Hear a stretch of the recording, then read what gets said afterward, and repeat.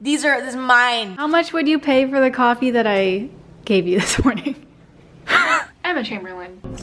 Honestly, I went through most of my YouTube perusing lifetime without ever knowing who she was. However, once COVID hit and I was fiending for extra content to consume on YouTube, I have to say, stumbled upon one of her videos and I've kind of watched every single video she's posted since, and I don't hate it. That is also how I know that she has a coffee company, and I was perusing on her website and saw that she actually has a handful of little recipes and fun things to try. And honestly, with being stuck in my house so much and not wanting to spend a ton of money on pumpkin spice lattes or whatever it is that people are getting at Starbucks nowadays, I really wanted to just have something that I can make at home. Granted, Emma's coffee isn't exactly a value deal either, but I fully blame my curiosity for causing me to spend a full $40 on 20 little packets of coffee and little tea bag looking things.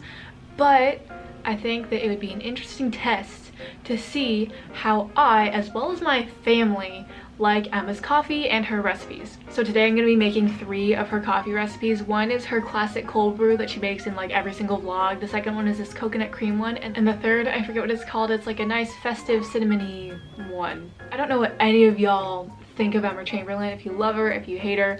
This video is not really to pass any judgment on her as a person or her character. I truly cannot speak to that. Really just to pass judgment on her coffee.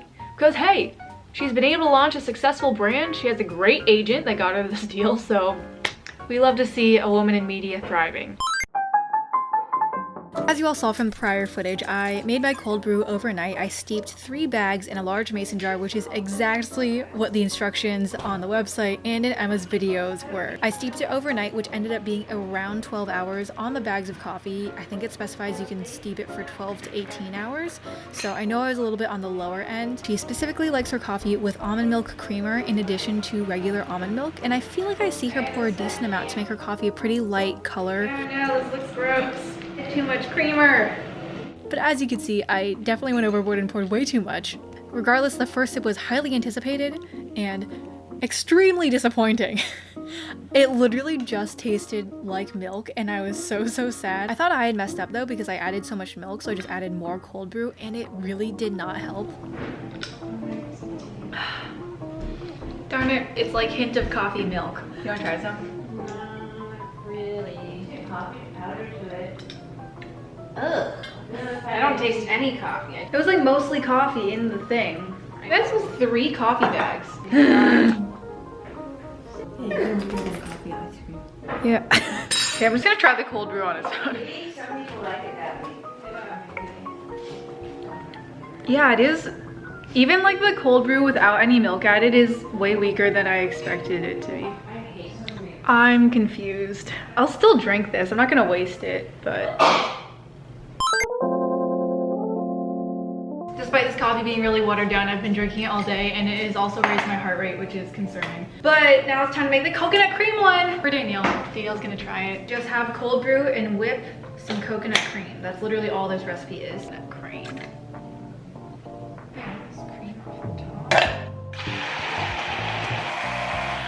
Okay, it's frothy. She's frothy.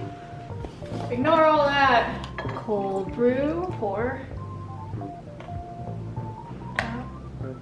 Ooh, doesn't it look nice? And bloop, jazz hands. Okay, look, we're gonna have a naked taste test. This is just what the recipe was. It tastes like exactly how you would expect. I think it's better when you sip it because then you can like. You get the foam. You like the foam? Yeah. It just tastes like coffee. Okay, I have to interject here. I know Danielle's acting like it's not that good, but she literally remade the recipe later, so I know she really liked it. Whatever. Danielle's gonna doctor it up with some brown sugar syrup that I have for when I make boba. Careful, dude. Looks a little weird. I think the coconut foam is a little more interesting than the regular cold brew, so we'll give it that. Still, my bad that this cold brew is so freaking weak. Did it have good reviews? I don't know. The only person I've seen review it is Emma Chamberlain herself, so I don't know. But maybe some people just really like light coffee, you know? I'm not one of those people. The last coffee recipe I am gonna make my older sister try, and hopefully she doesn't hate this one, but it's, oh, this is crooked. It's the Chamberlain spiced coffee, which is actually hot. So I feel like because my older sister didn't like the iced coffee, maybe she'll like the hot coffee better. For the hot coffee, I'm gonna try these Social Dog blends. So I did the like family blend for the first one. Might just take the rest of it. I truly had a second chance at redemption with the hot coffee because you obviously steep it differently. You really just dunk the bags in hot water for a few minutes and you can adjust how long you want it to steep according to how strong you like your coffee, which is great. You hear that? This recipe was literally just the steeped coffee with a sprinkle of cinnamon, a sprinkle of nutmeg, and then topping it with vegan whipped cream. We didn't have any whipped cream in my house, but I knew my sister would like it more if it had a little bit of creamer in it, so I just added some half and half instead and hoped she would like it. I'm gonna taste test this before delivering it to my sister to see if she hates it. Ooh! Definitely stronger, hot. I also think that maybe I'll just steep more cold brew tonight and see if it's stronger and just steep it for longer. I have a feeling that, like, obviously I think that should correlate with better cold brew, but steeped it for like 12 hours, so. I made you coffee. Oh, that's so nice, Danielle. Oh no, my hand is hot.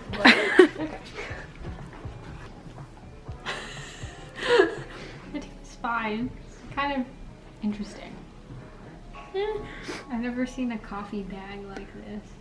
So since y'all saw how much I failed that first round of cold brew, I was determined to make it a second time and make it actually taste good to prove to my mom that I didn't waste my money. So I ended up steeping this coffee for around 18 to 24 hours.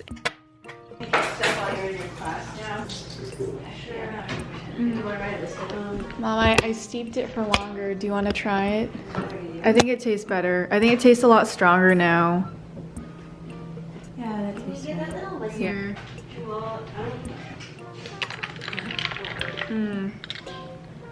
Okay, this is right. This is correct. I steeped it for longer this time. Oh yeah, this tastes way better than the first one you made. That one was bad.